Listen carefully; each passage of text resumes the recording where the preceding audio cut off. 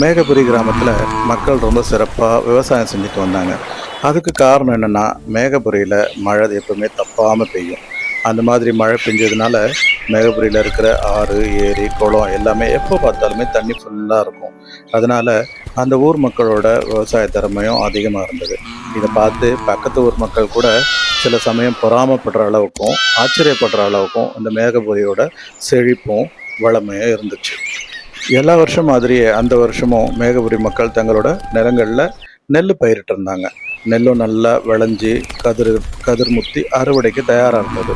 ஊர் மக்கள் எல்லாம் சேர்ந்து தங்களோட நிலங்களில் இருந்த நெல்லை அறுவடை பண்ணி மூட்டைகளில் கட்டி மாட்டு வண்டியில் ஏற்றி வீடுகளுக்கு கொண்டு போயிட்டு இருந்தாங்க. ஆனால் அவங்க இது எல்லாத்துக்கும் காரணம் இயற்கை தான் அப்படின்றத மறந்துட்டாங்க. இயற்கைக்கு நன்றி சொல்கிற விஷயத்த அவங்க சுத்தமாக மறந்துடவே செஞ்சுட்டாங்க.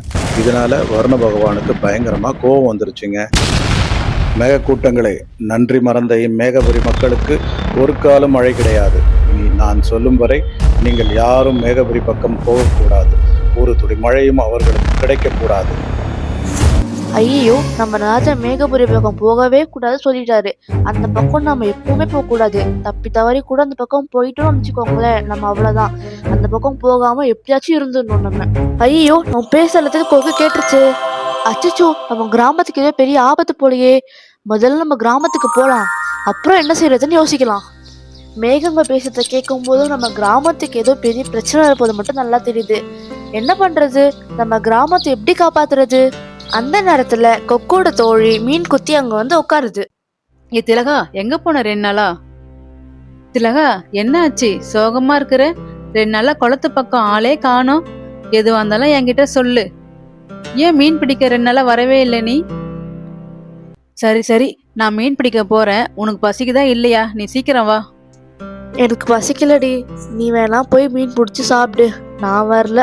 கிராமத்துக்கு வர போற ஆபத்து என்னன்னு தெரியாம இவ வேற பசிக்குது மீன் பிடிக்க போலாம் வா. சரி, நான் போறேன். சரி, போயிட்டு வா. சரி, நம்ம போயிட்டு நம்ம கிராமத்துல இருக்க நம்ம ஃப்ரெண்ட் அமிர்தத்தை பார்க்கலாம். அவனுக்கு இந்த விஷயத்த பத்தி சொன்னா ஏதாச்சும் சொல்ல வாய்ப்பு இருக்கு. இப்படியே யோசிச்சுட்டு கொக்கு குளத்துல இருந்து பறந்து கிராமத்தில் இருக்கிற தன்னோட நண்பன் அமிர்தத்தை பார்க்கலாம் அப்படின்னுட்டு அவனோட வீட்டு முன்னாடி வந்து உட்காருது. ஹே திலகா, எப்படி இருக்க? பார்த்து ரொம்ப நாள் ஆச்சு. இந்த பக்கமே ஆளே காணுமே. திலகா, என்னாச்சு? எப்போ பார்த்தாலும் ஏதாச்சும் வளவளன்னு பேசிக்கிட்டே இருப்ப. இன்னைக்கு ஏன் வாயே திறக்க மாட்ற? இந்த கொக்குக்கு என்ன ஆச்சு? என்னத்த சொல்றதுன்னு தெரியல. நம்ம கிராமத்துக்கு இது பெரிய ஆபத்து வரப்போது மட்டும் நல்லா தெரியுது. என்ன ஆபத்துன்னு தெரியல. உன்கிட்ட சொல்லணும்னு தோணுச்சு. நம்ம கிராமத்தை எப்படியாச்சும் காப்பாத்தணும். கிராமத்துக்கு வரப்போற ஆபத்தை கொக்கு தன்னோட நண்பன்கிட்ட சொல்லிட்டு வேகமா பறக்க ஆரம்பிச்சது. அது மனசுக்குள்ள எப்படியாச்சும் நம்ம இந்த கிராமத்தை ஆபத்துல இருந்து காப்பாற்றியே ஆகணும் அப்படின்னு நினைச்சிட்டு வேகமா பறந்து போச்சு. அதே நேரத்துல இரவு வர ஆரம்பிச்ச உடனே எல்லாரும் தங்களோட வீடுகளுக்குள்ள போக ஆரம்பிச்சிட்டாங்க. என்னப்பா, என்ன யோசிச்சுக்கிட்டே சாப்பிடுற? என்ன பிரச்சனை? கொஞ்சம் சொல்லலாமே. இன்னும் கொஞ்சம் சாப்பாடு போட்டுக்கப்பா. அது ஒன்றும் இல்லைப்பா, நாளையில இருந்து மழை காலத்துக்கு நம்மளை தயார்படுத்திக்கணும்ல, அதை பத்தி யோசிச்சுட்டு இருந்தேன். பேசாம சாப்பிடுப்பா. அவங்களோட பேசிக்கிட்டே அவனோட ராத்திரி சாப்பாடை சாப்பிட்டு முடிச்சிட்டான். ஆனாலும் மனசுக்குள்ள நம்ம கிராமத்துக்கு எந்த ஆபத்து வரப்போகுது, எந்த விதமா அந்த ஆபத்தை நம்ம சமாளிக்கலாம் அப்படின்னு ஒரு விஷயம் ஓடிக்கிட்டே இருந்தது. அதனால அவனால ராத்திரி முழுக்க நல்லா தூங்கவே முடியல. காலையில பொழுது விடிஞ்சது. மறுநாள் காலையில ஊர் மக்கள் எல்லாம் ரொம்ப பரபரப்பா இருந்தாங்க. அடுத்து வரப்போற மழை காலத்தை சமாளிக்கிறதுக்காக தங்களோட வீடுகளை சரி பண்றதும் விறகுகளை சேகரிக்கிறதுமா ரொம்ப பிஸியாவே இருந்தாங்க. ஆனா வழக்கமா மழைக்காலம் தொடங்குற நாள் வந்தும் மழை பெய்ய ஆரம்பிக்கல. ஊர்ல இருந்த ஏரி, ஆறு, குளம் எல்லாம் தண்ணி வத்தி போக ஆரம்பிச்சது. மக்கள் தண்ணிக்காக ரொம்ப கஷ்டப்பட்டாங்க. அப்பதான் அம்ரித்க்கு ஒரு நாள் கொக்கு தாங்கிட்ட சொன்ன விஷயம் ஞாபகம் வந்தது. உடனே கொக்கை பார்க்கறதுக்காக ஏரிக்கு போக அவன் எழுந்து நடக்க ஆரம்பிச்சான். அப்போ அவன் வயல்வெளிகளை கடந்து நடக்கும் பொழுதுதான் அந்த ஊரோட வறட்சியோட உண்மையான முகத்தை அவன் பார்த்தான். தண்ணி இல்லாதனால நிலங்கள் எல்லாம் காஞ்சி போயிருந்தது. மரங்கள் எல்லாம் ஒரு இலை கூட இல்லாம பட்டு போயிருந்தது. பார்க்கவே ரொம்ப சங்கடமா இருந்தது. வருத்தத்தோட கொக்கை பார்க்க ஏரிக்கு போறான். வா அம்ரித், ஊரெல்லாம் தண்ணி இல்லாம காஞ்சி போயிருக்கு பாத்தியா? ஆமா, பார்த்தேன். பார்க்கவே ரொம்ப கஷ்டமா இருக்கு. இதுதான் நம்ம ஊருக்கு வந்திருக்க ஆபத்து. இப்ப நம்ம என்ன பண்றது திலகா? நீ கிராமத்துக்கு போயிட்டு உடனே ஒரு பூஜைக்கு ஏற்பாடு பண்ணு, மற்றதை நான் பாத்துக்கிறேன்.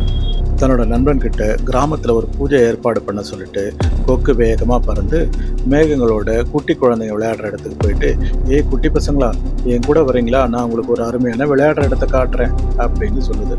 உடனே மேக குழந்தைங்களும் கொக்கு கூட வர தயாராகிறாங்க. கொக்கு பறந்து போக மேக குழந்தைங்களும் அதோட கூடவே பறந்து வராங்க.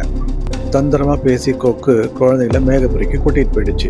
அதே நேரத்தில் விளையாட போன குழந்தைங்கள காணோம் அப்படின்னு சொல்லிட்டு பெரியவங்களாம் தேட ஆரம்பித்தாங்க. எங்கே தேடிய குழந்தைங்கள அவங்களால கண்டே பிடிக்க முடியல. ஊருக்குள்ளே வந்த அம்ரித் மக்கள் எல்லாரையும் கூப்பிட்டு, நம்ம பிரச்சனைகளுக்கெல்லாம் ஒரு முடிவு வரணும்னா உடனே நாம் ஒரு பூஜை செஞ்சாகணும் அப்படின்னு சொல்கிறான். எல்லாரும் அவங்க வீட்டிலேருந்து பூஜைக்கு உண்டான பொருட்கள் எடுத்துகிட்டு வந்து ஊரோட பொது இடத்துல வச்சு ஒரு பூஜை செய்கிறாங்க. எல்லாரும் பூஜை செஞ்சு ஆடி பாடி சாமி கும்பிட்டு இருக்கும் பொழுது குட்டி மேகத்தை கூட்டிட்டு வந்த கொக்கு ஊர் பக்கமாக வருது. அந்த குட்டி மேகங்கள்லேருந்து சின்ன சின்ன மழை துளி வந்த உடனே ஊர் மக்கள் எல்லாம் ரொம்ப சந்தோஷத்தில் மழை வருது அப்படின்னு கொண்டாட ஆரம்பிச்சிட்டாங்க. மேகபுரிக்கு மழை பெய்யக்கூடாது என்பது என் ஆணை. என் ஆணையை மீறி யார் மேகபுரிக்கு சென்றது? மேகபுரிக்கு எவ்வாறு மழை பெய்ய ஆரம்பித்தது? அந்த காரணத்தை உடனே நான் அறிய வேண்டும். நானே மேகபுரிக்கு செல்கிறேன். மேகபுரி மக்களே, உங்கள் தவறை உணர்ந்து எனக்கு பூஜை செய்ததில் நான் மகிழ்கிறேன். இனி உங்களுக்கு மழை பெய்யட்டும். மழை மேகங்களே, மேகபுரிக்கு இனி தங்குதடையின்றி மழை பெய்யலாம். வருண பகவானின் ஆணையை கேட்டதும் கருமேகங்கள் சூழ ஆரம்பித்தன. வருண பகவான் மழை பெய்யலாம் அப்படின்னு சொன்ன உடனே கருமேகங்கள் எல்லாம் ஒரே கூட்டமாக கூட ஆரம்பிச்சது. இடி மின்னலோட பயங்கரமான மழை பெய்ய ஆரம்பிச்சது. திடீர்னு மழை பெய்வதை பார்த்த உடனே ஊர் மக்கள் எல்லாம் ரொம்ப சந்தோஷம். பல வருஷங்களாக மழை இல்லாத ஏரியும் நிரம்ப ஆரம்பிச்சு. அதை பார்த்து கொக்கு, அப்பாடா, இத்தனை வருஷம் கழிச்சு இந்த மழை பெஞ்சு இந்த குளம் நிறைய ஆரம்பிச்சதை பார்க்கறதுக்கு ரொம்ப சந்தோஷமா இருக்கு அப்படின்னு சொல்லிட்டு மழையில நனைஞ்சு ரொம்ப ஆனந்தமா மழை வீடுக்கு பார்த்ததுங்க. ஒரே சந்தோஷம். திலகா, உன் புத்திசாலித்தனத்தால தான் இந்த ஊர் பெரிய ஆபத்துல இருந்து தப்பிச்சது. ஊர் மக்கள் எல்லாம் சேர்ந்து கொக்குக்கும் அம்ரித்துக்கும் நன்றி சொன்னாங்க. ஊர் மறுபடியும் பச்சை பசேல்னு மாறிடுச்சுங்க. விவசாயிகள் எல்லாம் மறுபடியும் விவசாயம் பண்ண கிளம்பிட்டாங்க.